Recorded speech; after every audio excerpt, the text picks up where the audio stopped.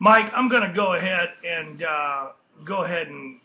first of all, I didn't put any words in your mouth. I maybe misunderstood that. Is that you're saying that 1% of the industry population is here? I'm saying that 1% is active, and I would say that it's more than 50% of the industry are active and participants on this bulletin board and others that are, and even other forms of social media now that have taken over. It's a lot higher than you think, and I would guess to say it's at least 60% of the industry. And yeah, there's a large percent of the industry that we're going to have to go after. That's going to take real dollars as far as making the awareness to the contractors. My attitude with that is that I'm not necessarily going after the contractors because we're going to make the awareness to the actual end users and to the customers. Contractors are going to know about us. You know, I know you're a big boy. I'm a big boy too. I've been doing this alone and solo for 28 years now. I'm sure that by the time I retire, I'm going to be okay doing it alone as well. I'm just telling you that the issues that have always come about in a market in the pressure washing industry is that you have such a span from, the best contractor being, a 10, and the entry-level guys coming in and being a 1 or 2, and you have a consumer out there that goes, I don't know what I should do. We don't know who to hire. That's not gonna raise the standard. That's not gonna raise. Let's just forget about the standards. That's not gonna put more money in my wallet. When we have a broad base of contractors like that in the industry, you're not going to be making more money. If we could, as an industry, maybe take that number up and have that average number be a 6 or a 7, it's going to be easier across the board for everybody. It's going to be tougher, granted, for potentially for new guys coming in. But that's the way a business is supposed to be. It's supposed to be tougher for new guys coming in. Obviously that's bad for distributors. Internet fighting, there's no fighting here at all. There's no internet battles between anybody. The UMCC, as far as I'm concerned, is the only nonprofit trade association that's out there on the market right now.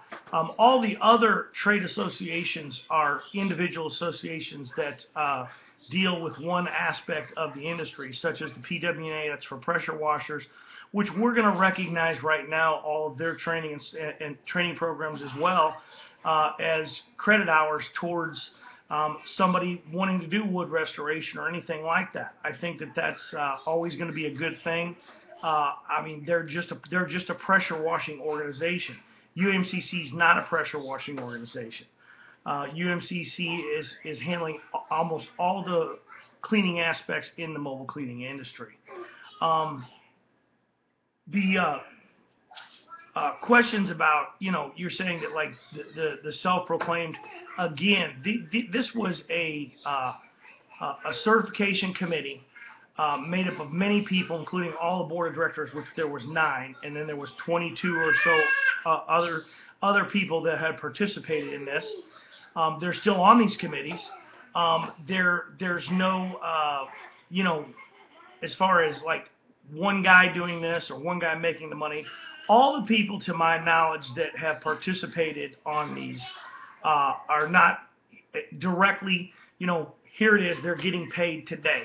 And I don't even see down the road how that's going to happen as well. Now, the people that do training, such as like you mentioned, like guys like AC in there, AC is just another form of education. If somebody goes to AC's deal, the certification committee would look at his school and say, okay, are we going to accept, his form of training as a form of training into, somebody that's doing an exterior home restoration or something like that. And I think that we would. I mean, I don't think we wouldn't. I think AC is just another form like Power Wash University would be, just like Sunbright would be, just like Contractors Alliance would be. any of these other forums and schools, just like ICA or the PWNA, for all that matters. I think that all those certification or all those educational programs would be looked at as continued training in our industry. We can't help those people from making money. I mean, somebody has to make money on this stuff. Are we directly saying that you have to go to this one or you have to go to that one? No, we've alleviated that by not endorsing any of them. That way, no one's being endorsed by the UMCC, so no one can say, hey, what's the real motivation here? So that's all, boom, ex-Nate. It's a very unique thing here. I know it's hard to believe, but all the people that are on this board of directors, all the people that have helped with these things have no directed interest in the money that comes from the coffers from the UMCC. As a matter of fact, pretty much it goes into running the organization. On the stance of, you wanted me to talk a little bit about the budgeting situation as far as what we're doing. Right now, I think we'll have a financial statement that'll come out on the 19th to tell us exactly where we are. Basically, you as a joint member can participate in some of that. We're going to have a very active campaign in 2013. We're obviously not going to blow all of our money. We've got a lot of things to do. We've got to throw a convention. We've got to continue on with upgrading the newer certifications that we're going to have. We got to continue to pay Nicole. She's going to be coming on full time in October, which is going to be a great help because we're going to get so many more things done so much quicker. We have to look at her traveling schedule as far as promoting to these other associations. I don't want to get too far out in advance and make too many promises, but we've got some larger hospitality, community association, and some other national trade shows that the UMCC can attend, provided that we have the money. Now, here's the really cool thing. This is the cool thing. I've gotten some of these big, larger manufacturers to donate money towards education. Well, education includes educating customers. So hopefully we can take some of that education money that we're raising for that, and we can put it into buying trade show booths to promote the UMCC to the customer. And I think that's what you're asking. And yes, I'm getting that done, and we will raise, don't worry, we'll raise thousands of dollars. If I could raise $8,000 at one show for a charity, I'm certain that I could raise more money that's needed for the UMCC education through the various multi-million-dollar manufacturers and distributors that we have. I don't think there's going to be any doubt about that. Obviously, these will be sponsored things from these manufacturers. Some people can go, well, you're selling out. No, we're not selling out. We're going to go ahead and utilize the resources that we have through these manufacturers, being the National Association. The bottom line is it's 100% payback for the contractor from these manufacturers that are putting this money up, because the money's not going into their pockets. The money's going into our pockets to go ahead and promote the industry, to obviously get people to use UAMCC members, and that's what it's all about. So those are the kind of things we're doing. Clear cut, definite budget. We'll have to see, what we're doing.